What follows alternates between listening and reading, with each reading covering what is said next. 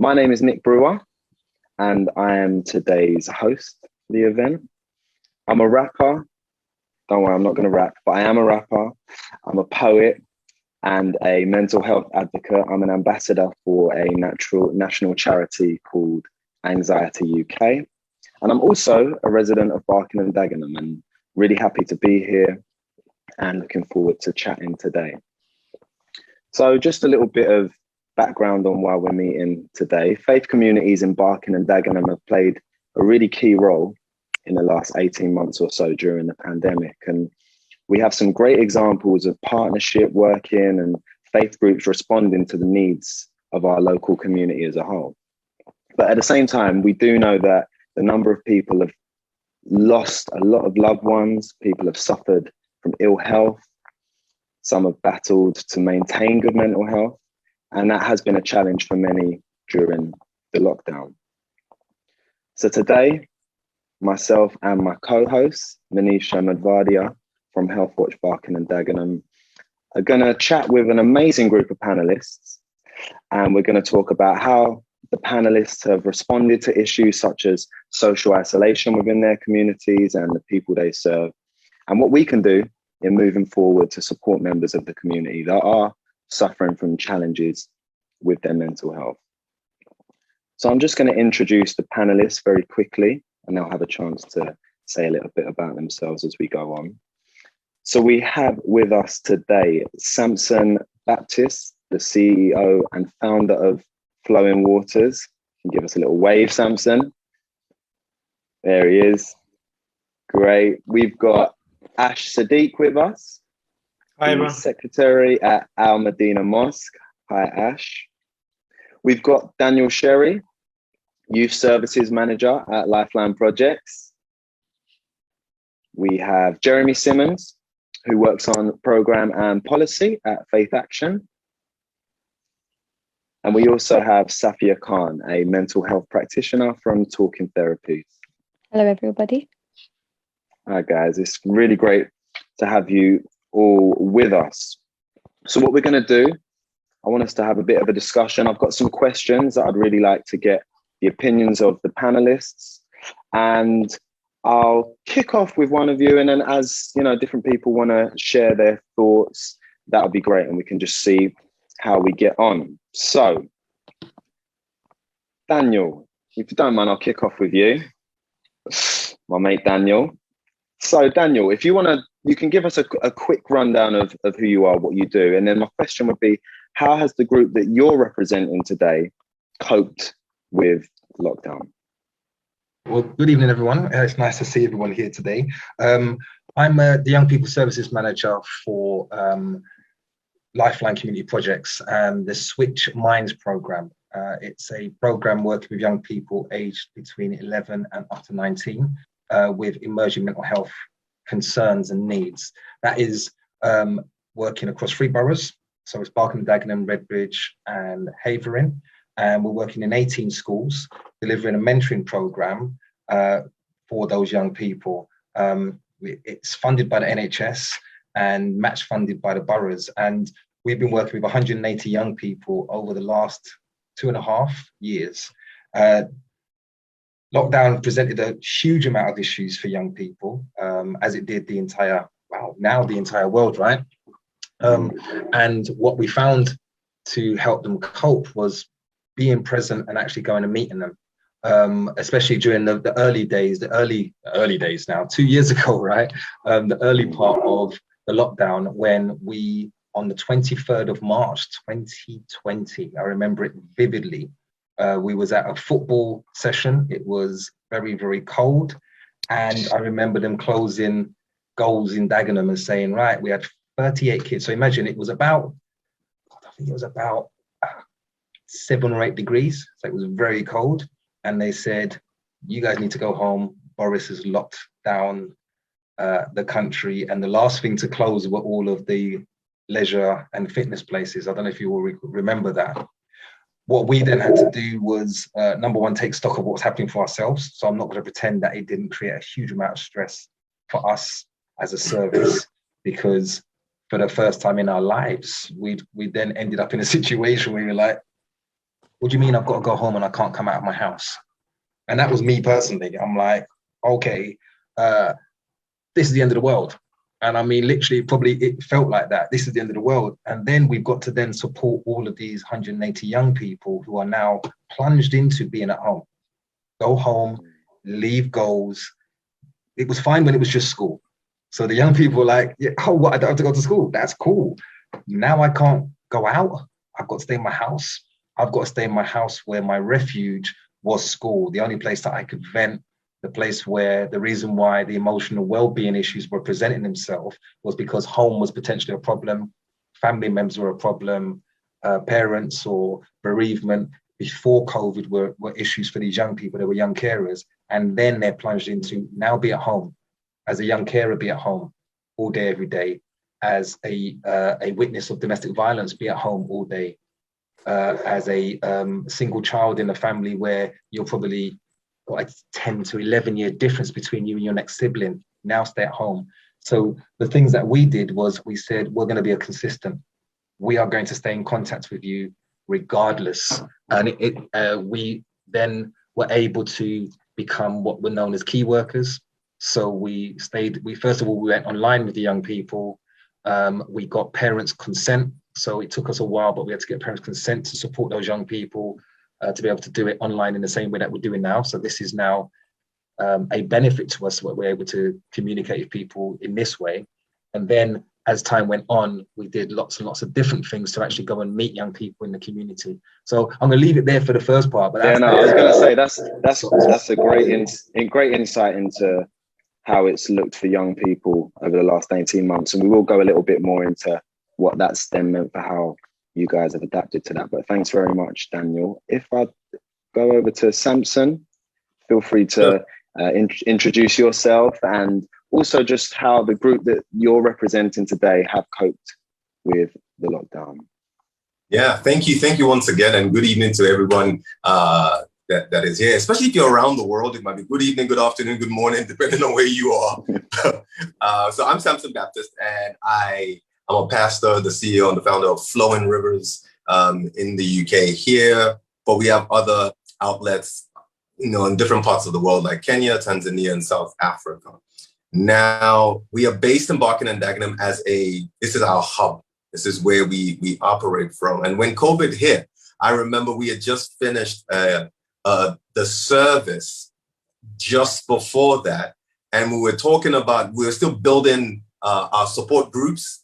So the entire congregation, as it were broken down into small cells, because we believe that no matter how big the organization gets, nobody should ever feel like a number within that kind of environment. Everybody should still feel, basically, where somebody knows your name. You're in a place where somebody knows your name. And when that hit, especially for those who did not have like gardens and things like that, the rise and the utilization of social media was a huge thing. That was a big thing for us. It helped that we had already developed this support systems in little bubbles. So because Zoom calls for 150, 180 people, you just kind of get lost in there if you're not deliberately engaging. But for 10 people, 8 people, where you can have jokes, banter, you can share concerns, you can share anxiety, whatever is going on. I used to run a daily, I don't even know what to call it. It's not a podcast. It was a daily live, Insta live, called Everyday Good News. Because I recognized that one of the things that was really the real pandemic, of course, the virus was very, very rampant and it was doing a lot of havoc throughout the nation. But there was an adjoining pandemic that was running alongside it that was invisible to many, and that was fear and anxiety.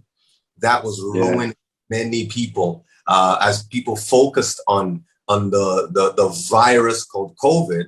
There was this other one that was, obviously the news. I'm not gonna try and reestablish the media, but because I need to finish in the next 30 seconds, we just started to change the narrative and report. We didn't have to lie or manipulate information. But instead of just reporting, then, number of deaths, number of hospitalizations, we would then also report the percentage of survivors as well, just to balance the whole thing and just make sure that people have someone that they can call. We'll talk a little bit more about some of the other things that took place, but that was the baseline, is to ensure that people's minds are not thrown out. Yeah, thank you so much. So you're saying that you saw amongst the people that you were connecting with, as well as the real dangers of the physical pandemic, the rise in fear, anxiety, real difficulties with people's mental health. Okay, that's great. Thank you for sharing, Samson. Ash, if you'd like to introduce yourself and similarly give us a little bit of an insight into how the group that you've represented as a cope with the lockdown. Okay, hi everyone. My name is Sadique, and I'm the Secretary of Madina Mosque. I concur with what Daniel and Samson has said, but if I give it to you from our perspective, we're the only purpose-built mosque in the borough. And there's about 16 or 17 Muslim places of worship, and they all look to us to lead and give guidance. So suddenly here we were, not just looking after ourselves, but also immediately these other 17, 18 organisations. We have something like 12,000 people who come through our door in a 7-day period, ranging from children to the elderly. And at the time of the pandemic, we were delivering 40 different services in a 7-day period. Okay, so you can imagine that, when Boris said, let's lock down, you can imagine the enormity of what faced us. And we thought to ourselves, oh my God, how are we going to simply reach out to these people just to make sure they're okay? And we at the time, we had a really limited digital footprint. We didn't need it, if I'm honest. 12,000 people walking through the door in 7 days was enough for us to be getting on with. And then the other problem we had was we were completely community funded. So funded by the community that walked through the door. So suddenly we found that our income fell 100%. But our obviously fixed costs remained. And as we began to start doing the work into the community, obviously those costs increased. So we also had that, as everybody did, to balance that financial bookkeeping as well, as to how we're going to survive. Are we going to survive this pandemic? And, one of the important things, one of the first steps for us was that we wanted to get the message out to our community to say, listen, you might not be able to come to the mosque and enrich yourself spiritually as you would 5 times a day for Muslims, but we're here for you. So one of the first things we did, and it was the best decision that we made, I think, in the last 18 months, is that we immediately invested in an app. We spent £5,000 and developed an app and got the message out to our community, download this app and we can talk to you. And at this moment in time, our app has had nearly 5,000 downloads. So, if you look at that and take the number 5,000, say on average you got 3 or 4 people in a family, you're looking at you can access 15,000, 20,000 people. And that's been one of the biggest successes for us, in the sense that in order to reconnect with our community, we took that decision and now get that messaging out. Now it's our principal mode of communication with our community. We tell them everything. We tell them it's, little Abdul's birthday, or somebody's passed away, or, somebody's having a garden party or something like that. And it's a wonderful means of communication. And so that was some good that came out of, and I think it was Daniel who said that it felt like the world had come to an end.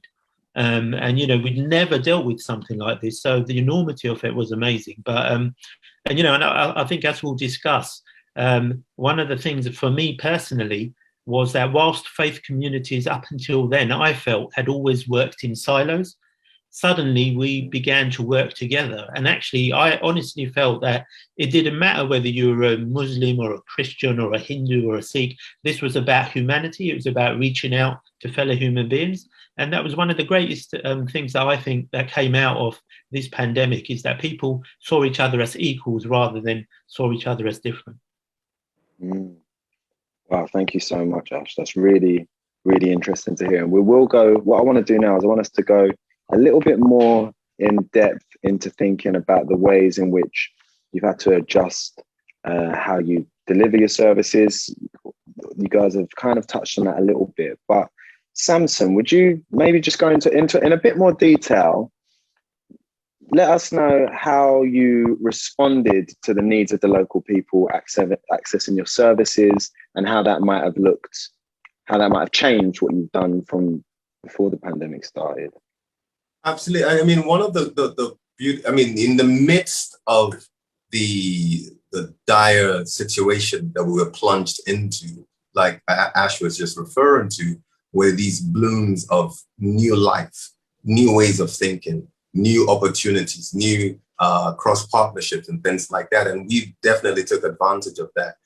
It gave us the opportunity to also work with other organizations and other ventures within the community. So for example, we were already partnering with the Dagenham Food Bank, the Rainham Food Bank, and during the lockdown, as it was the kind of double-edged sword.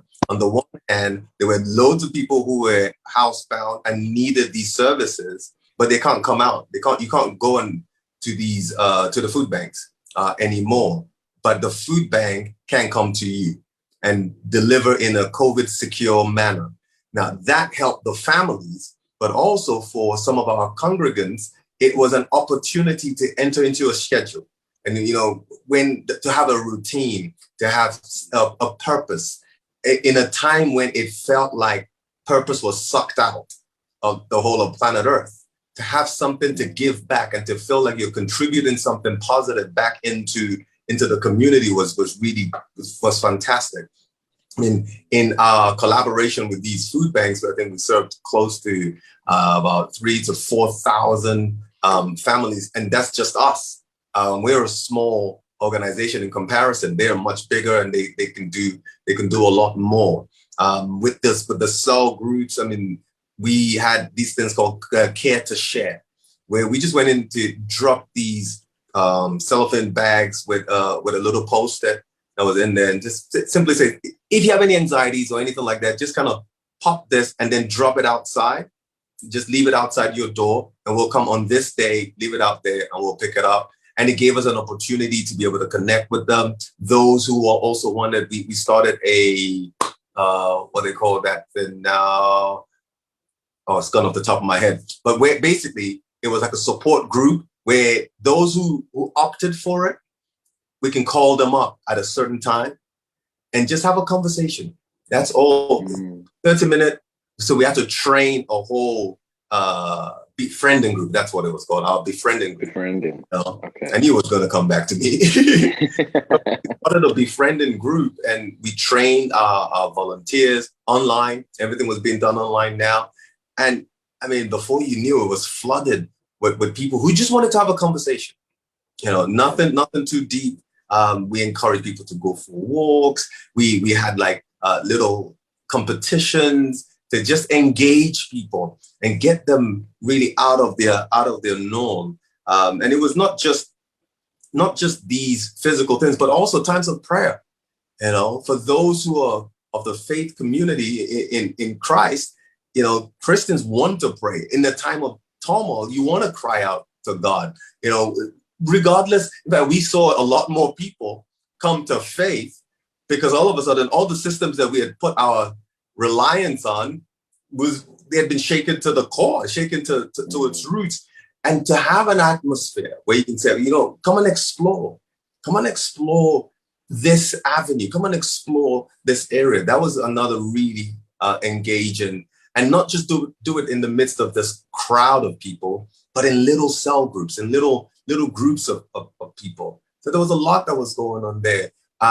Finally, also had the opportunity to share panels like this during the pandemic with a lot of other faith leaders from different faiths.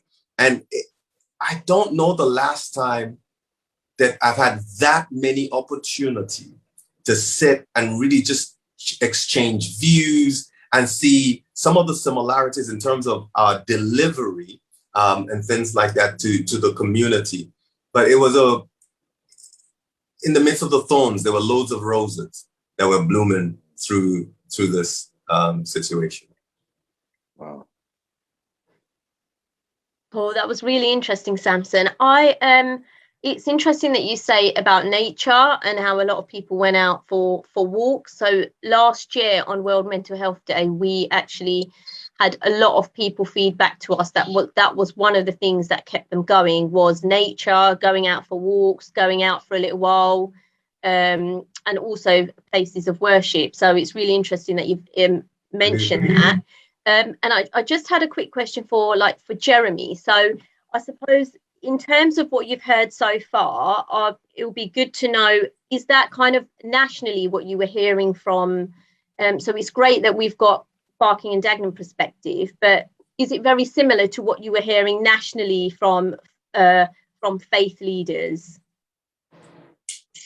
Yeah, thanks, Manisha. And just to give a bit of background, so I'm here from FaithAction, and we are a national charity, a national network of faith-based organisations involved in social action projects, much like the things we've been hearing about already tonight.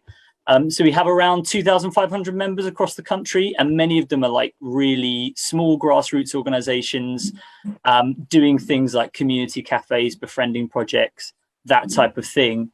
And to answer your question, I think yes would be the very simple answer. A lot of what I've heard already today, and some great stories, some great examples of what faith communities have been doing.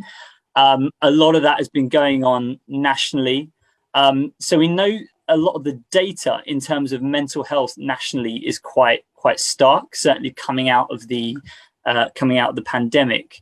And particularly, we've heard from Daniel already today talk about young people. Particularly the data around young people is quite concerning. So Mind, who are a national charity, released some figures suggesting that 68% of young people who had mental health conditions prior to COVID say that it's got worse during COVID.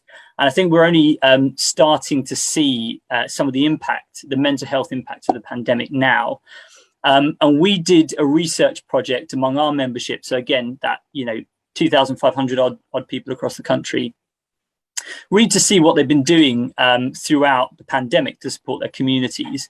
And overwhelmingly, mental health and loneliness was the biggest factor for them. It was the biggest area of activity, the biggest concern, and that saw an increase during the pandemic as well. And in our conversations, our one-to-ones with different organizations, the thing that keeps coming back, the thing at the top of everyone's list is mental health. So it definitely is right up there in terms of the issues that people are encountering.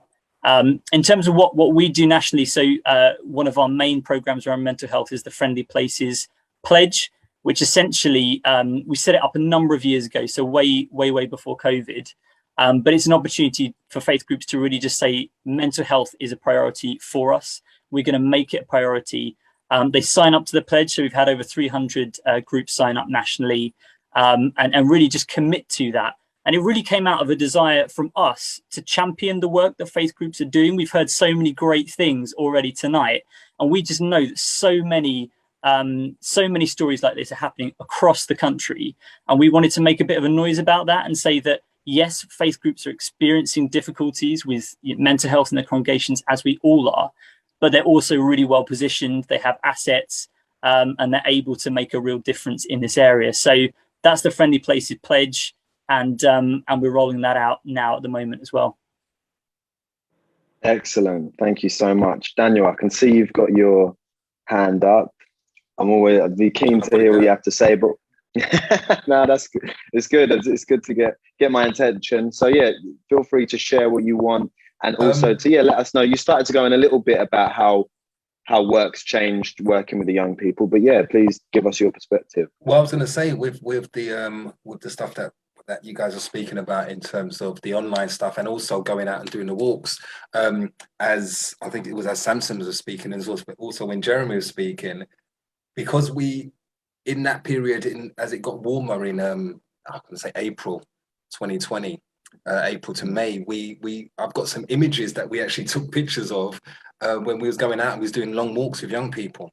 So the staff were and the parents were doing things differently because you were allowed to exercise and going for walks up and around the back of in Raynham. I didn't know there was so much shrubbery and greenery around there, and there was lakes and you were throwing stones.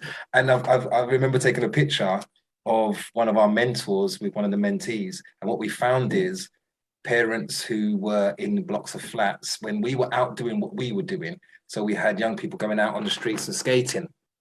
To a certain degree, they were rebelling because young people were out, but as key workers, we were saying this is them doing their exercise. So we were doing tours of parks and going up and around Dagenham, again, spending a considerable amount of time where you're working with these young people and you're also working with the parents, because the parents were coming out and saying, can I skate? Can I come for a walk with my young person? So it did, as Samson was saying, it brought communities together. People were looking out of their windows and seeing what we're doing and saying, how do I get involved? And I was really impressed by that. And then the other thing that we did, which we had the blessing of having you involved in, is when we were speaking to young people, we did a partnership with Havering, and we put on an online concert with some of your amazing friends that had, I think it was over 200 people was involved in that, in taking part and watching an online concert in the midst of a pandemic. And I think we did, and that was in 2021. Wow. That was in the February. And that was cool because that was very much young people led and young people hosted, and a chance to kind of ask questions and share perspective, which, being part of it, it was really exciting to see and hear how challenges have been kind of presented to young people, but also they'd taken that as opportunities to do something different and have a positive impact. And I do want to say that's my fear, is that sense of community as we come further and further out of the lockdown, that I'm starting to feel like we're losing all of that camaraderie that was there in that time. So I don't know what other people think, but that's my thoughts there. Yeah, Ash, would you like to share your thoughts and your perspective? Yeah, I just wanted to just pick up what Jeremy said there in terms of mental health. And one of the things we found was that people were reaching out who ordinarily wouldn't have come for counselling, but really because they'd been pushed into, family and extra time and lockdown and quarantine, they just needed someone to talk to. So, we were flexible in our service, and our counselling service began to just take 15, 20-minute phone calls with people, to listen to them, and for them to have another voice to talk to in that day, rather than the same person in the family and all the stresses. And as we've, 18 months down the line, it's unfortunately the biggest growth demand for us is counselling, bereavement support and mental health support at this moment in time. So I think it's really important that we keep an eye on that. And then, one point from our community, Daniel talked about walks and how people wanted to get involved.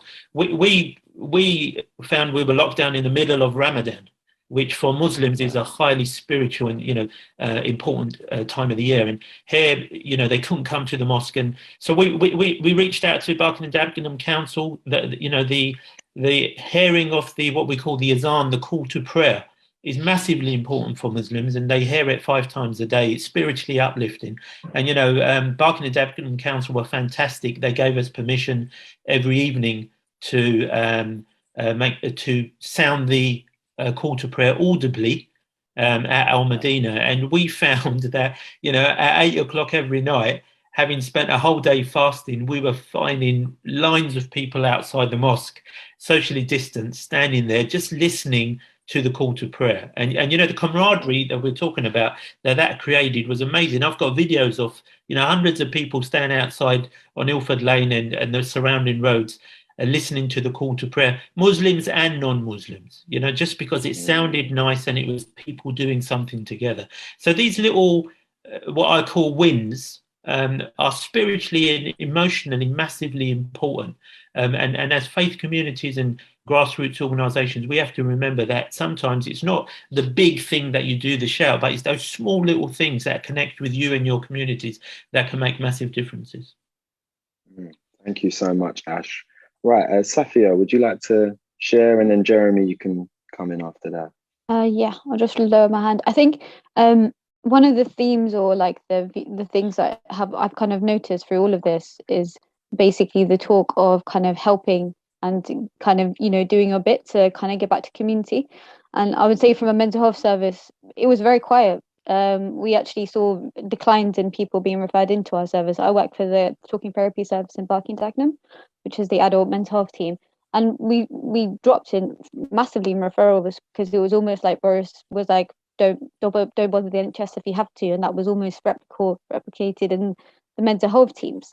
So we found that we had really low waiting lists, had plenty of time to spare. So we actually jumped on trying to give back to the NHS staff, you know, the kind of the front line, the warriors, I guess you could say, you know, the soldiers in this kind of battle that we were having with this virus. And actually we provided a helpline and a message line, like a messaging service, kind of like MSN Messenger, where we just kind of took our time to kind of get back to people, have chats, and actually signpost them and make sure they also had time to take care of themselves. Because a lot of the time you would hear about, you know, these staff really, you know, isolating themselves and their family, staying in hotel rooms, going into work, coming out, going into work, coming out, repeat. And it was hard to watch because, you know, I'm sitting in the comfort of my room, working from home. This is a Christian environment. I don't have to drive into work. I don't have to, you know, sit in the office with other people. I can sit in my PJs at home, right? So it kind of felt like I needed to do something. And that was one of the things that we really push for. And that service is still up and running. It's gone from being a Barking and Dagenham thing to actually being something that the whole of North East London's doing. So it's become a much bigger thing. But I think one of the things that we found is like we wanted to kind of give back in whatever way we could, and that was how we did it. But there definitely was, I felt like, a sense of community. You were no longer black, white, Christian, you know, Eastern European. We were all one place, and it was just nice to see that kind of connection, and especially between the religions, because there's so much divide, even within like Islam in itself. There's so many different sects and stuff. To see them come together, it's crazy. And I just, you know, it's almost like a blur, like talking about it. It's making me think, how has the last year or so gone? Because you almost forget about it because it just wasn't, it was a difficult time. And actually, we did 2 Ramadans in lockdown, and it was hard work because Ramadan is all about family, eating together, sharing, like, you know, good times. And that was almost non-existent. So there was definitely a lot of drop-off, drive-through Ramadan meal sessions where we drop off food to the community and stuff like that. But yeah, it was all about giving back. I think that's the key thing that I get from everyone. It's about where could we help and how could we do it, really. Yeah, that's great. Jeremy, would you like to jump in?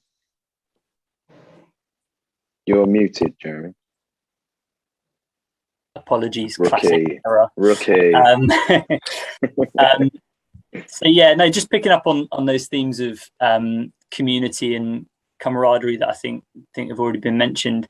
I think it's definitely true, isn't it, that when an emergency comes along, it's like it galvanizes people, it brings people together. There's a shared experience, even to some degree, a shared trauma in some sense. But I think one of the things that we really talk about in Friendly Places is that faith provides that inside and outside of an emergency. So we've seen how faith communities have really come together during the pandemic and really been activated. And they're great at doing that. Faith communities, we often say they're the first and they're the last out where there's a crisis because they're feet on the ground, right in there making a difference. But actually, when everything dies down in that way that Daniel was talking about earlier, and it's like everyone kind of goes back to their own homes, faith communities are still there. They're still meeting, they're still gathering, they're still providing belonging, they're still providing purpose and meaning. And I think, you know, Samson mentioned the people coming to faith during the pandemic. Those people might still be coming along to church. You know, they've gained something. They've gained a sense of community. You know, everything might die down. The sense of emergency might die down in the way that it was before. But those people have gained something. Ash touched on it as well with the call to prayer. Again, you know, faith bringing people together, galvanizing people. So I think that's just something to kind of bear in mind as we think, how do we, you know, cement that sense of community, that sense of shared purpose and togetherness. I think faith is a really good place to start. And that's kind of a message that we're really championing with Friendly Places, is in this kind of hybrid world that we're in, where we're part online, part face-to-face, there's a risk that people can feel almost falling through the gaps. But I think there's a real opportunity there as well to say, okay, as faith communities, how do we ride that wave and how do we cement some of this stuff? That's great. Thanks, Jeremy. Daniel, would you like to share? You're on mute as well. Don't make that same rookie mistake. I wasn't going to. I knew. And that was the go-to line, wasn't it? You on mute, because we spent pretty much 17, 18 months of communicating like this. But whilst it was galvanized and whilst it brought people together, I also actually restricted a lot of people who felt isolated, because there were a lot of people that didn't have access to the tools that we have. We were very conscious that during the pandemic, especially for young people, there was a massive demand for laptops. There were families that were sharing laptops who didn't have access to half the stuff that we have the luxury of. And then you noticed that food banks were inundated with the need for people that didn't have food. So one of the things that I do know in terms of the work that we were doing in partnership with BD Can and the Healthwatch team, where we weren't delivering in schools, we went out and delivered packages to people, because people just wanted conversation. And where you can deliver a conversation as well as delivering some food, there would be people that will stand on the door with you and talk to you for quite a while. And it's not as much as we're here to talk about faith. I think what we found was the faith came through in those people that were delivering that altruistic side of faith, where people would do things because it was just given back to people that were unable to do for themselves. Dropping off medication. I know Manisha had, and two of our key members of staff were going out daily for hours, and they got messages of thanks because they'd gone over and above. They weren't to know whether they were Christian, they weren't to know whether they were Muslim or of any faith. It was just that sense of community. And again, I want to say that that's the fear, that we're going to go back into a rat race of running around and doing what is normal, and that these last 2 years of peace and quiet, as well as real traumatic loss, that we're not going to reflect on it. And I think that's something that is really important to keep in this conversation and keeping it live, if that makes sense. Yeah, no, that's great. Thank you. Daniel, that kind of leads on. Can I just say, Daniel, just on a good news story, Daniel, we've got 8 non-Muslim people that we're still doing the shopping for. Wow. They've just become friends, and my team sort of said, "No, we're going to carry on doing this." Like, so that's a good news story, to be honest with you. Absolutely, yeah, absolutely, that's brilliant. And if I could just quickly throw 30 seconds in there, one of the things that we learn, especially as a man of faith, is that you have a different perspective on suffering. You see suffering or difficult times or challenging times as a lesson, as a school that you go through. You don't want to just go through it without actually coming through with a lesson on the other side. So with Daniel's apprehension, a lot of faith communities, I know definitely the church, is thinking, why did we go through all of that? We can't go through that for nothing. So now a lot of the structures have changed. A lot of the deliveries have changed, so that we do not forget the lessons learned whilst we were in the pandemic proper. Samson, I agree with you 100%. I think it's really important that we don't go back to devaluing what's happened here. Yeah, volunteers, faith organisations, grassroots organisations literally carried the country through. And, yes. and I think there's no doubt that the reach to the country would not have been there had those organisations not, got to come together as they were. So one of the fears I have is that, that will be forgotten. And one of the fears I have is that it will be devalued. And, what was done will be ignored. And dare I say the word abused. Yeah, what we don't want to do is abuse those wonderful volunteers and those wonderful frontline workers and abuse the goodwill that they've given, because we should cherish it and be mindful of the fact it's there, but put a value to it. In terms of, and I don't mean that in a financial value. What I mean is in an acknowledgement of what human beings did for each other.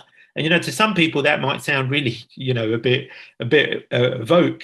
But, coming from faith communities, we understand that, we're here to, we're all God's creation, and we're here to support each other. And I think that's really important for the psyche of a country to hold on to that, to be honest with you. Yeah, thank you very much, guys. We're kind of starting to go into my next question, which would be, was there, or potentially is there, anything that could have supported you, or that could have helped you while you've been supporting your community? So was there anything that could have supported you in supporting your communities? Ash, would you want to kick us off?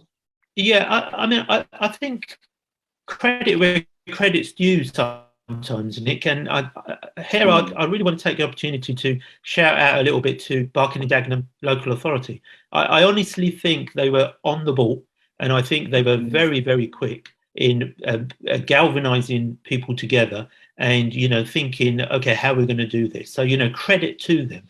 And it was really nice to see. And from an Islamic perspective, I remember saying to a colleague of mine, this is Islamic, right? And because what they did was they were concerned about the people that they were responsible for. What could have been done more? I think money is always a big thing, but there's not an endless pot out there. What I would have liked to have seen, and I think this is a bigger piece of work for government and funders, is that sometimes when you applied for funding, there were aspects where places of worship were not entitled to it, right? Because they actually have this old-fashioned attitude of what a place of worship is, and today we've moved on to just the prayer area. We moved on to, like I said at the beginning, we were delivering 40 services a week, so we found out we were handicapped in those instances. So a wider piece of work needs to be done for the future to say, look, exactly what are these organizations providing, and so they're not handicapped. So that was one thing really that I think could have been done better. Okay, cool, thank you. Daniel, you got anything you'd like to share, just in feeling if there was anything that could have supported you as you've been supporting the young people? Again, it is in line with what Ash was saying. I think we sit on some other groups as well where we're saying the recovery after the pandemic, and actually saying that funders should have been able to carry money forward. If you were unable to spend it during that time, that would be more helpful, with saying, actually, it's going to take us 2 years to recover from this, and there is funding available. Maybe you don't have to apply for it as quickly. Let's put some money in your hand, and let's not have such quick wins. Let's give it a little bit more legacy, because these last 24 months now, we don't know what's going to happen in the next 24 months. We don't know, and I'm sure we are all praying and hopeful that we don't go back into anything like what we've been through in the last 2 years. However, having some space to actually be able to utilize funding for longer periods would be helpful. And it's almost like, those funds where they say to you, and I'm really sorry to speak about money, but those funds where they say, actually, we're not going to measure you based on your outcomes in 3 months. We're going to measure you in your outcomes over the next 18 months, and having that a bit more space and time to utilize the money that you weren't able to spend without clawing it back. And then secondly, and as equally important, is here's a little bit more to top you up so that you can continue doing the good work that you did during that period. Manisha, do you want to jump in?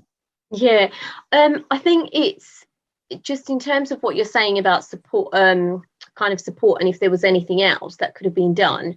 Just jumping on something Jeremy said earlier about how mental health and social isolation are two of the biggest things that faith communities have reported back, like kind of nationally.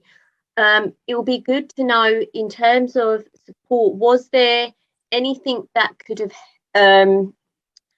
have helped faith communities where, in terms of social isolation, loneliness, and mental health and well-being, and were you aware of everything that could have been accessed? So where Safiyah saying that it was quite quiet for talking therapies because people were, and it's known very well, people were trying not to access health services because of the pandemic. were you aware of what services that you could have referred to if needed, or would a little bit of information have helped you in, doing that if needed? One of the things that I noted, and personally was because I was going through getting ready for some surgery, and I know that during that time, anytime you phoned your doctors, you got an answer machine.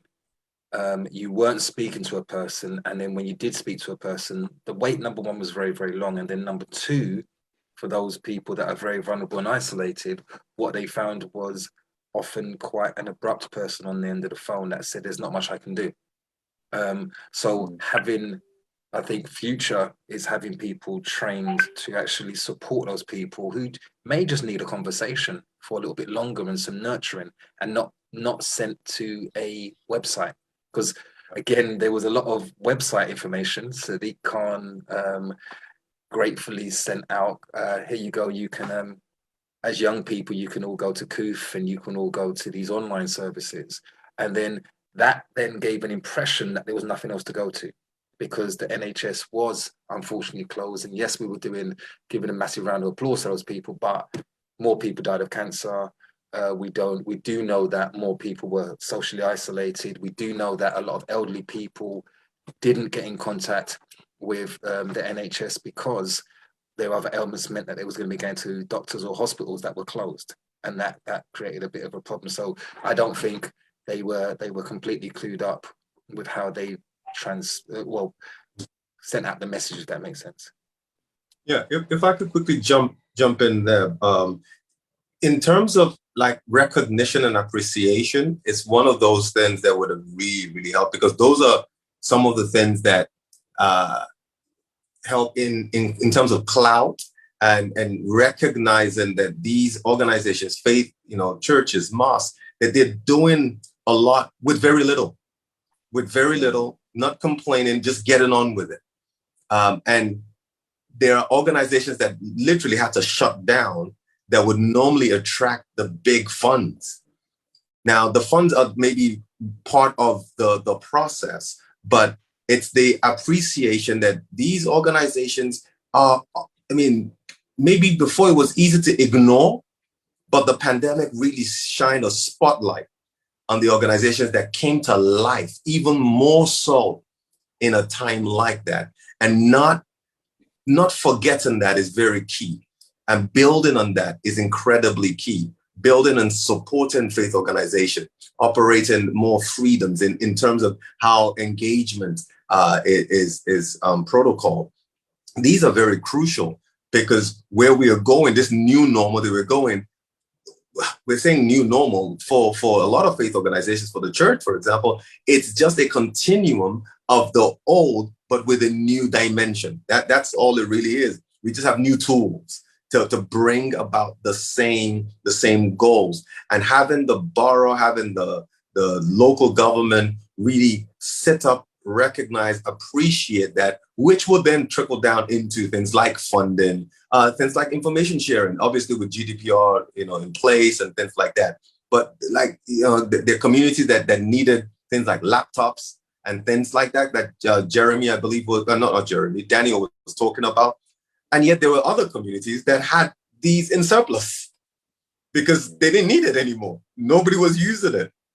So it's those kind of things where the borough could become this linchpin, or organizations like FaithAction. I know that FaithAction did a lot of work in this area, just linking organizations together and where the needs, bringing the needs to meet where the supply is. Thank you, Samson. Ash, please go ahead. Yeah, I just wanted to say I agree with everything Samson and Daniel are saying. And I think from a faith perspective, a lot of healing can take place through conversation, and so what Daniel's talking about there is massively important. When, a doctor and a nurse is there to provide, that reassurance and comfort to someone who's needs that from that perspective. So if you get an answer phone, or if you get a very rude person, and all you need is 1 minute or 2 minutes of talking therapy provided by a doctor or a nurse and a reassurance, then surely that is one of the roles. And I think that was forgotten a little bit. I think in the panic of the pandemic, I think that was forgotten a little bit. And I think that's something that we should pick up on and learn. Because reducing people's anxiety, giving them effectively that putting your arm around them on the shoulder when they've got isolation and just a telephone line, someone to talk to. You need to talk to a human being on the other side who empathizes with you, and is honest with you, and who can try and give you some reassurance in the middle of this, trauma that's going on. And I think that was lost a little bit. I think that was lost. Can I be cheeky and chime in on that? Because I actually want to shout out to Broad Street Health Centre, which is my doctor's. And one of the things that has been and was amazing about that doctor's is the reception staff. They're absolutely amazing. I go there and they know me by name and you have conversation. Unfortunately, during the pandemic, that was just not doable. It was closed, because they weren't able to provide that. And I think the lessons learned from that is those frontline staff who are the receptionists, who are really, really friendly and really personable, and I've no doubt are persons of people of faith and come from all sorts of different walks. They were amazing. Now, they weren't allowed to be amazing during the pandemic. Thank you, Ash and Daniel. Jeremy, please jump in. Cheers, Nick. Just kind of reflecting on, I guess, what people are saying from that. It's a bit different when you're looking from a kind of more national perspective. But I guess in terms of what would have helped and supported, I think I would, again, reiterate what people were saying in terms of things being joined up. And if I could introduce the concept of social prescribing into the conversation as well, I think we've really seen the power of kind of, when it comes to sort of GP referrals and going to your doctor, the power of those referrals into sort of voluntary organizations and social groups, cafes and things like that, in terms of helping with well-being and that kind of thing. But we still do hear from a national faith perspective that, faith groups, our members, still aren't all aware of what social prescribing is, what's happening locally in their area. And we know that in some cases, where social prescribing schemes are set up, they aren't necessarily linking with the faith sector in that area. And it's funny, when you think about the voluntary sector as a whole, often it's referred to as the VCSE, so voluntary community and social enterprise sector. Hidden within that sector are faith groups, the very people that are providing this kind of support. But sometimes it does remain hidden and they're not seen, they're not noticed. And we saw a huge improvement on this during the pandemic. So there was a parliamentary report published called Keeping the Faith, which really showed that actually partnerships between councils and local authorities and faith groups really increased during the pandemic in a massive way. And that's really positive. But we know that there are still gaps. So I guess our plea from a national perspective would be, let's join up those gaps. Let's make sure that social prescribing schemes, local authorities are aware of the faith sector locally, that they know to refer to people like Samson or Ash or Daniel, that they know what's happening, what's going on, and that these massive gains that we've seen and that are published in this Keeping the Faith report don't drop off the agenda when the pandemic's finished, that this momentum is continued, that these partnerships are continued, that the faith sector becomes a part of that VCSE sector in a very visible way. So that would be our kind of plea, really, from a national perspective. Manisha, do you want to? Yeah, so I've got two questions from the audience, so I'm going to throw them out. So one is that it's important to think about other professionals like pharmacies to provide the support that some patients need rather than always going to the GP. So do you think there is some education needed here amongst our communities? And the second one is, which some of you may, maybe Safiyah may want to respond to, or others are more than welcome, but that this particular individual feels that they don't think that the NHS are ready for the faith group's engagement. So as a Healthwatch, I'm definitely happy to take this back to the wider NHS, clinical commissioning groups. But I think for the minute, because we've got Safiyah, in terms of kind of NELFT and what could you say today? Are NELFT ready to engage with with faith groups? And do you think it'd be possible at some point to set something up so we can start that engagement off between like NELF, talking therapies, and the other services that you offer, to start some engagement there? Yeah, it's a good question. I would say yes, but that's, I guess, more on a personal level. I'm actually the BAME lead for my service. So every service has like a significant interest groups. So they're like people who are less likely to refer into the service, who we want to try and kind of reach out for. And I'm one of the BAME leads, basically. And being a Muslim and being from my kind of background, and being Pakistani and being Asian, I'm fully aware of mental health and kind of my kind of cultural background just not being something that was openly spoken about. Now I have made it something of an effort. I actually spoke to Ash a couple of years, like when I first started as a trainee. I think I met him in his office with my colleague, and I was like, I really want to do some stuff. And then it just kind of got lost. And then I did try to engage when the COVID situation first happening, saying, can we do something? But I think they were so busy with being hands-on in terms of with the community and stuff. It makes totally sense. Food is more, like your basic needs are 100% top priority at that point in time, right? So I think it's something we're passionate about. I did a workshop with 2 different organizations. So I did one with what were they called? Something Sisters. I've forgotten what they're called. They were like a female group of Black and Asian women, basically, an organization in Barking and Dagenham. I just can't remember the name off the top of my head. So I did a workshop for them, and I actually did a workshop for the Barking and Dagenham Faith Forum as well, around how to kind of stay on top of how we're feeling. So from a personal level, yeah, I'm ready to go. You guys, I actually tried to call several. We actually tried to call several like churches and stuff like that in the local area, trying to kind of build some interest around coming in, doing some talks, dropping some leaflet off. So I think as a service, we live in Barking and Dagenham. You can't really get more of a diverse area, really. You probably can, but it's a good mixture, and I think we're always happy to help, to be honest. And I think even if you look into NELF, there's like, we have a BAME forum, so we have a Black and Ethnic Minority network. We have we've got a faith forum. Like there is a lot more. Yeah, I think it's tricky because I can't speak on behalf of the whole of the NHS, but I can talk from a talking therapies perspective in my local area. Yeah, we're ready to go.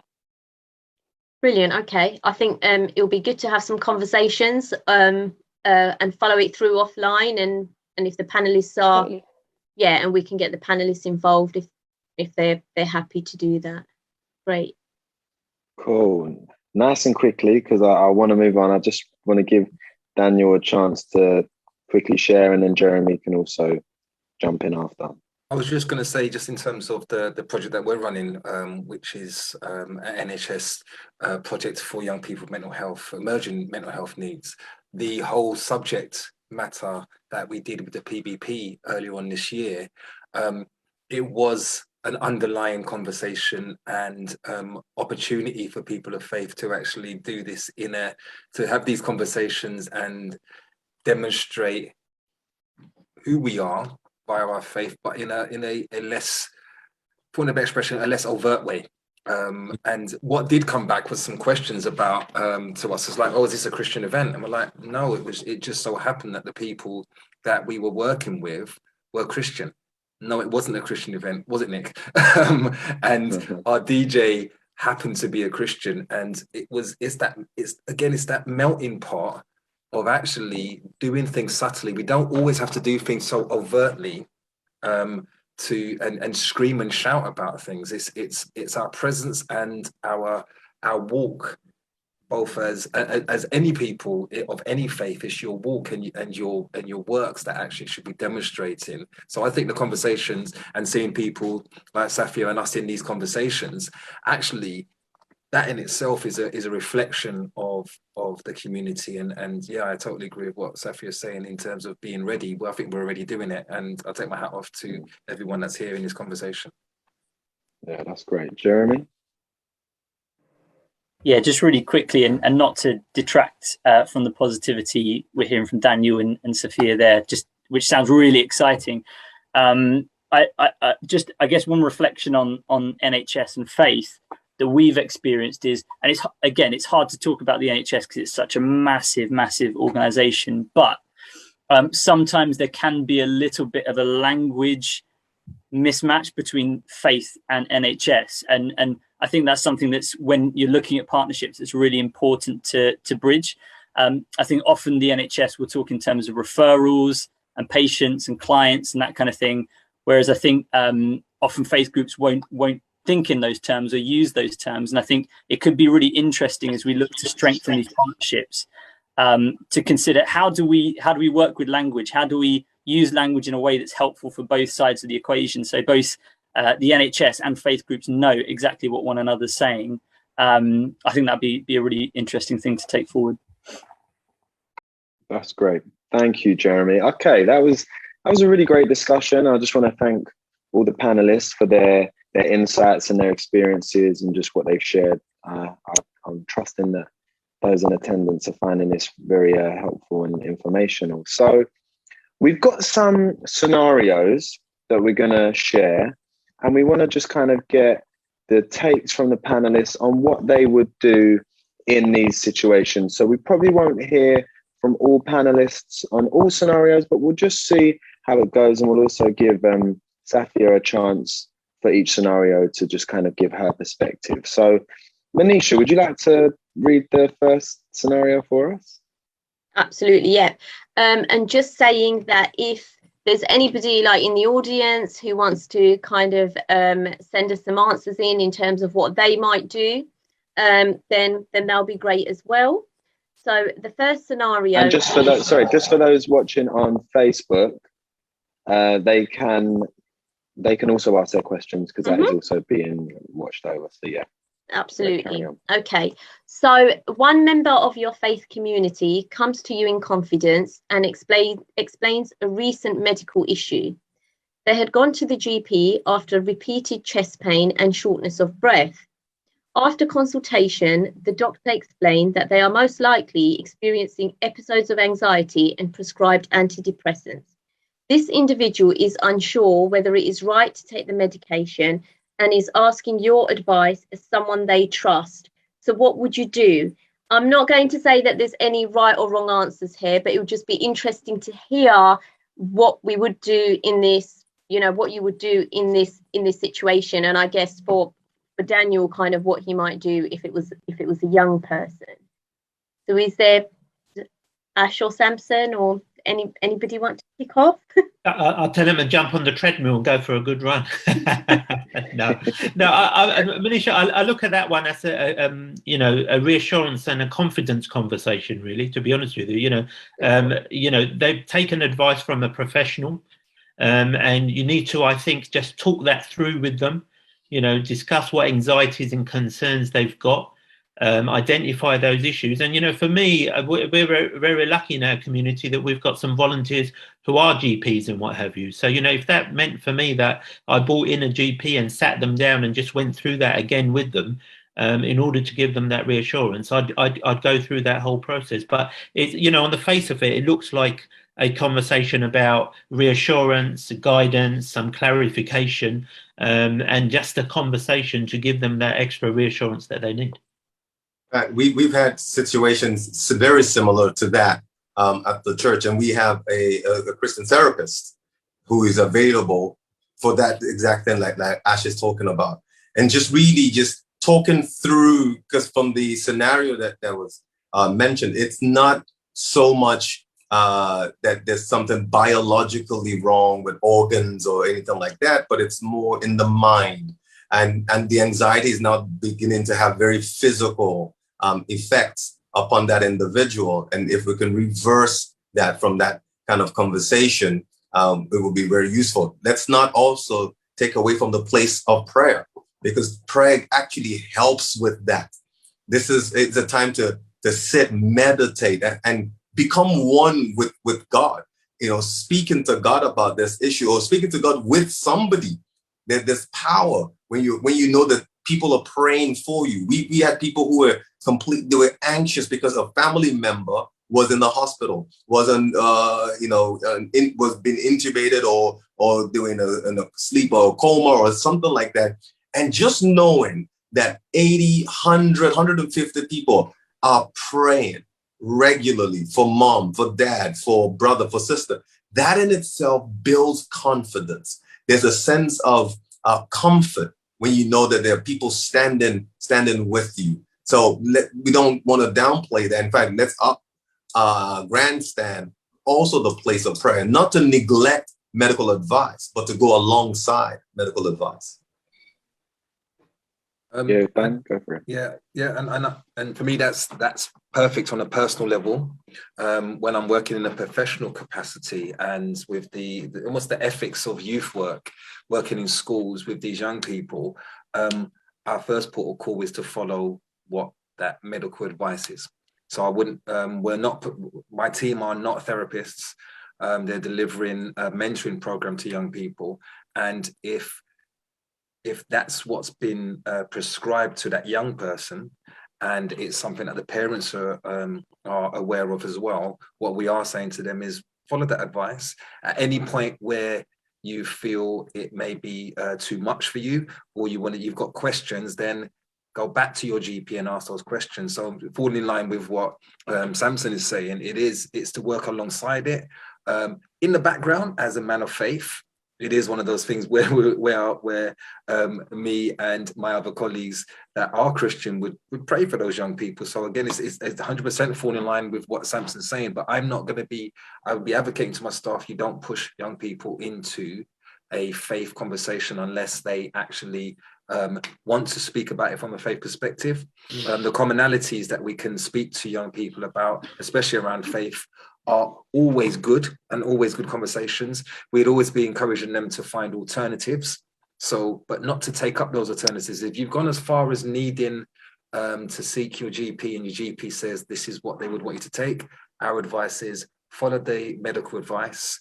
And then as you're going through it, if there are side effects or if you're having negative feelings about it, go back to your GP and have that conversation. Thank you, Daniel. Manisha, do you want to jump in? Oh, you're muted.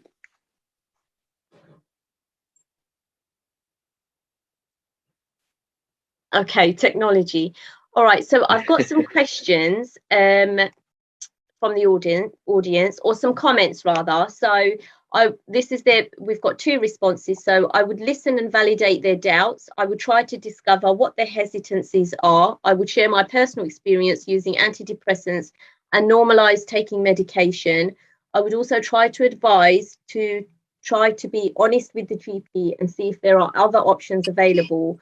And I would also reassure them that it's up to them to decide what's right for them.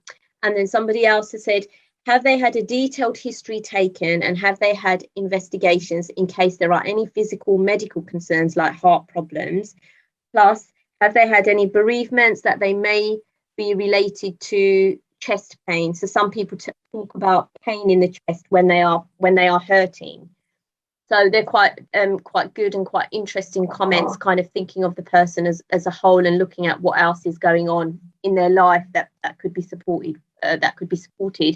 But also just in terms of Safiyah, so if you can come in at this point and give your perspective, but also is it okay? Like, would you say that they should ask for a second opinion, or do you think that they possibly shouldn't be seeking a second opinion? And I don't mean that just from faith leaders. I mean generally in terms of they might feel that they should seek a second opinion from another GP or that approval from a faith leader, or when you say second opinion, do you mean as in like make sure it's not physical related, as in, or oh sorry, yeah, so they were the comments from the audience, but now going back to the scenario, do you think that people shouldn't seek a second opinion or seek reassurance? Or do you feel that sometimes that is needed by the individual? And is there anything that you would say in terms of the services that you offer that you feel would be beneficial to this individual, alongside like what faith communities are doing already. So I'm not saying they shouldn't go to their faith communities, because people, obviously this is what gives people hope. It's about, and it's about prayer, and it's also, we've heard a lot about how this keeps individuals going. But alongside that, is there anything else that you would recommend that they could do, or what's on offer? I mean, I've had very similar conversations to this with the clients who maybe have referred themselves into the service, or, you know, just people in my personal life have maybe considered taking some medication and wondering whether it's beneficial. And I think one of the most like scary things about taking this medication is, am I going to be addicted to it? And, you know, what's going to happen? Like, that seems to be one of the biggest things. Like, is this something I'm going to have to take for life? And antidepressant medication, it just increases a chemical in your brain. Yes, there are lots of different types of antidepressant medication when it comes down to it. Like the main one they prescribe, it's just increasing a chemical in your brain, which kind of makes you function better. When that comes to anxiety, depression, it's the same medication technically when it comes down to being on paper. And I think when I have clients who are hesitant, I normally ask what their hesitations are. And, you know, working in this field, I have some knowledge of kind of mental health and medication and stuff, and I'm able to give some level of reassurance. But actually, I don't think there's anything wrong with kind of asking a question from somebody else. I just think sometimes if you've had a conversation with your GP's prescribed something to you, but you're not too sure about taking it, getting a faith perspective on it is definitely helpful. But I think actually going back to your GP and saying, I'm not too sure, can you explain this a bit to me in a bit more detail, or actually what are the other options? Because not everyone wants to take a tablet at the end of the day. And actually, when it comes to working in my service, we actually don't deal with medication at all. We don't prescribe, we don't take people off medication. Yes, okay, we have the knowledge to give guidance, but actually that's done by the GP or the local community psychiatry team.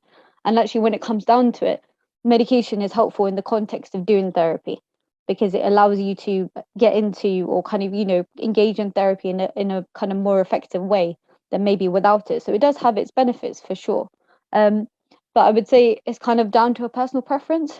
And from the example giving there, yes, okay, it might alleviate some of your symptoms, but it's going to take time as well. Like, this medication doesn't just work straight away. So you have to give them the information to be able to make the decision themselves at the end of the day, whether they want to take it or not, because it's their personal choice, I would say. Great, thank you. Manisha, do you want to jump in and then give us the next scenario whenever you're ready? Yep. Okay. So the next scenario is, you notice a member of your faith community is seeming more withdrawn. They used to be very active, helping in the kitchen and attending events regularly, but you haven't seen them now for 3 weeks.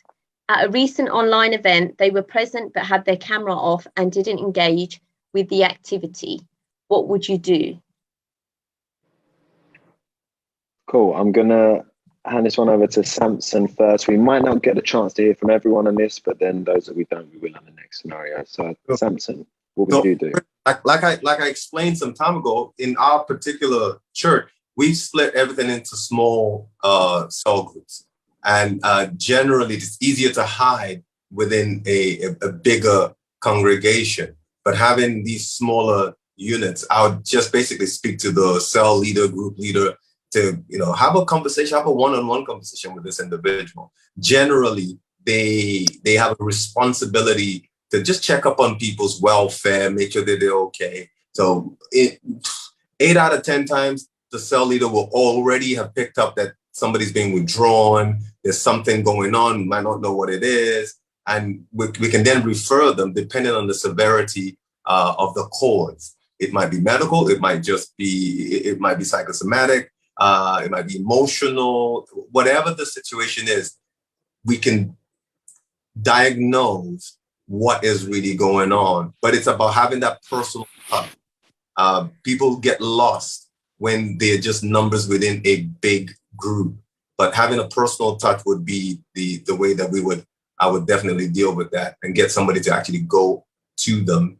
Either now where we can actually meet people, go and speak to them, or in those times, it is have a one-on-one conversation, either a phone call or a Zoom call with that individual.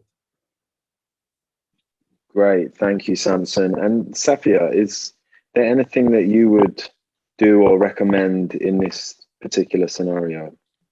I mean, I don't want to put labels, but this person does present with having some low mood by the sounds of it. Maybe, it may be that something has happened. It may be that they're, struggling, like Samson said, with some physical health stuff. Who knows?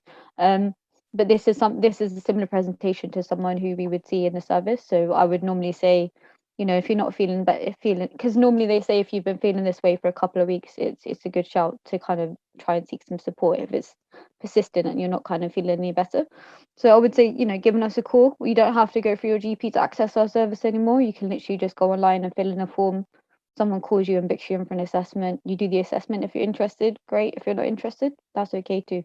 So I would definitely say trying to get some support, but also, maybe speaking to the person, seeing what's going on, maybe trying to encouraging them to do a bit more, kind of starting to pick up back on the activity levels, because one of the therapies that we do in CBT is all about being more active in the right way and in a kind of a graded, balanced way. So like slowly increasing what we're doing again and actually seeing if that might help them feel a bit better, maybe encouraging them to come to an event or, just kind of like having a one-to-one conversation like Samson said. I think that's a good shout. From kind of a community place, kind of, just noticing that someone's maybe struggling with something and checking in with them. I think that's a good shout too. Great, thank you so much. Manisha, if you want to give us the third and final scenario. Yeah, before I sorry Nick, before I move on to that, there is a question, but if we can keep kind of the answer quite sharp and quick. When the brain is exposed to chronic stress, its delicate chemical balance is interrupted. Again, those individuals prone to anxiety and depression for whatever reason are exposed to long-term stress and prone to anxiety and depression. So what are the top signs that people should be looking out for? I guess this is kind of educating us all while we're here. Would you say, Safiyah, is there anything that people should look out for when it comes to anxiety? I guess anxiety, so one thing is anxiety is actually completely normal. We all have anxiety at some point. Otherwise, we wouldn't go to work. We wouldn't really take care of ourselves, because anxiety is what gives us the kick to, I need to take care of my kids. I need to put food on the table. I need to do my bit, basically. So anxiety is essentially when we're feeling a bit uncomfortable in our body, and that's our body is trying to say a way to say to us to actually resolve whatever the problem is in front of you. Now, sometimes this is stuff that is actually happening, for example, needing to pay for the bill, the water bill, for example, maybe not having the cash. But there are scenarios where actually we sometimes worry too far in advance. So what if I lose my job? What if the bus doesn't turn up tomorrow? These kinds of things. And sometimes that can feel really overwhelming because we can't actually fix those two things. We can't actually figure it out because it hasn't happened yet. It's not actually possible. So I guess that's one of the symptoms to look out for is, you would feel a bit sick in your stomach. Some people lose their appetite. It's hard because in terms of physical symptoms, there are so many different symptoms that come with depression, anxiety, and they're very similar, oversleeping or not sleeping enough, having a lack of appetite, feeling really uncomfortable, not being able to sit still. Sometimes you just want to sleep all the time. So everyone's presentation is different. But when it comes to kind of the chemical imbalance, it's almost like you become sluggish. So if someone is really stressed out, it may take them longer to do something that would normally be a really simple task for them.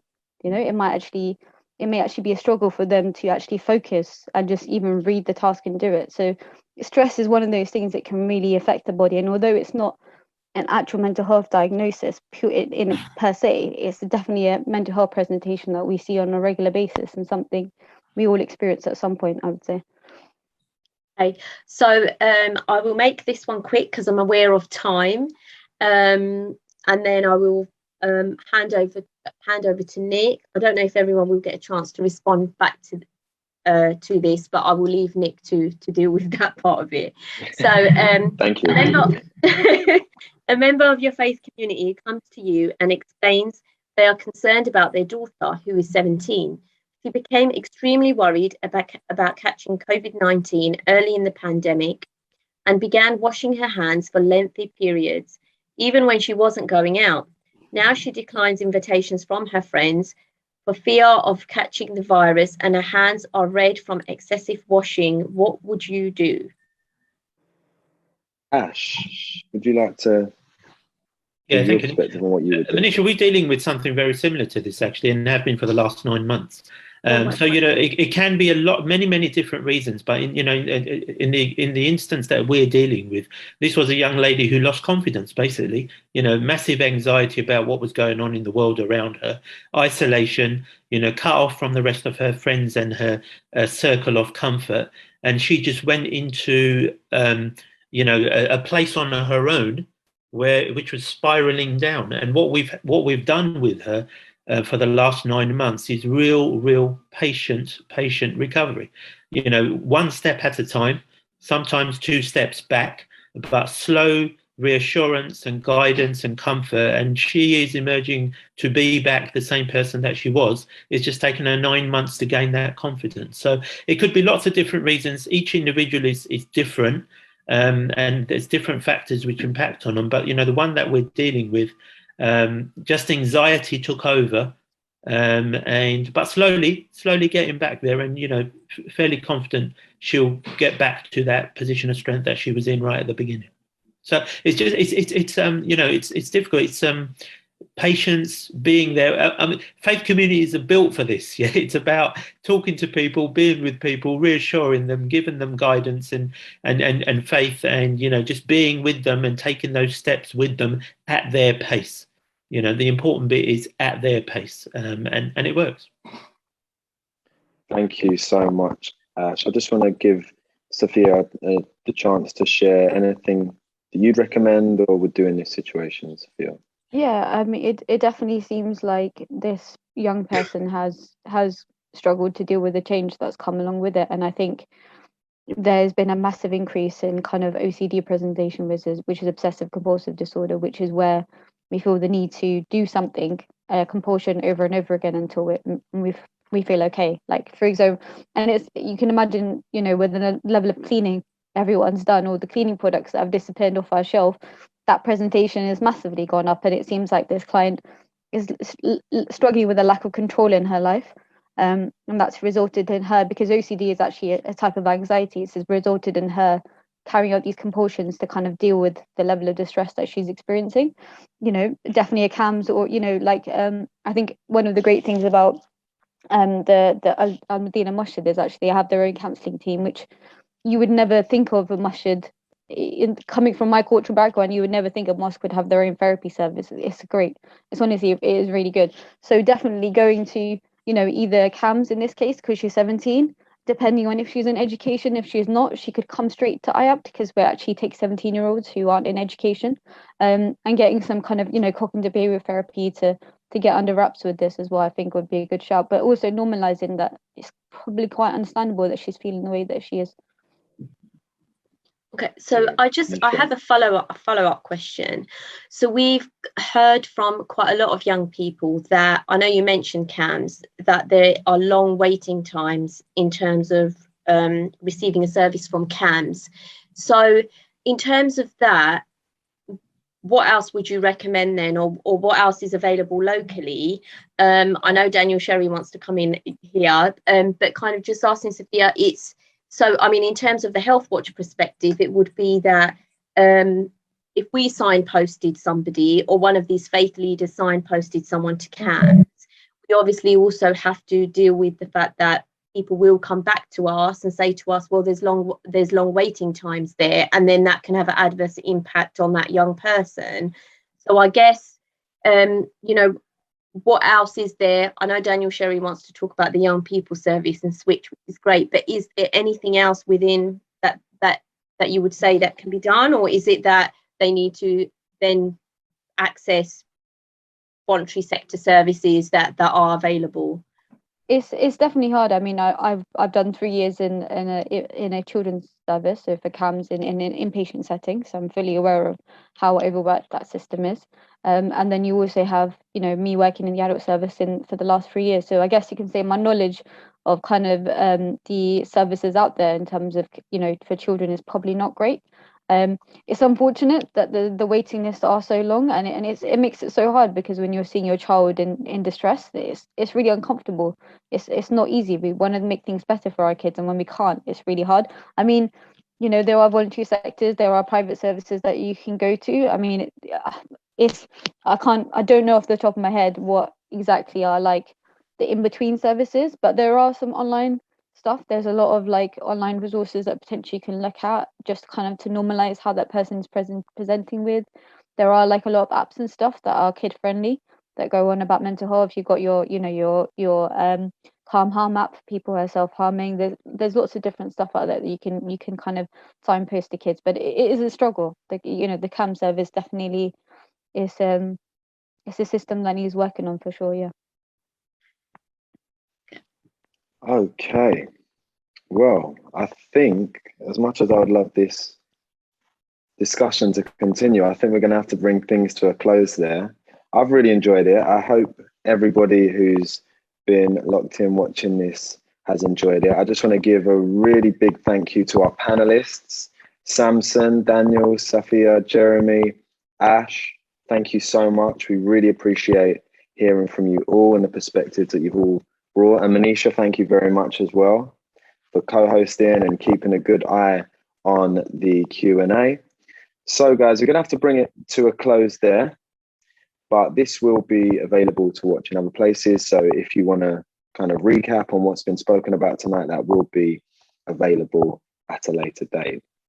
But we're gonna call it a day there. So thank you very much. Thanks, Nick, for hosting as well. Care. Thank you. Absolutely welcome. And thanks to lovely the audience for throwing in some questions to us. You can just to say finally, if you do want to catch this or other material, you can go to www.faithaction.net. But we'll call it a day there. Thanks very much, guys, and take care.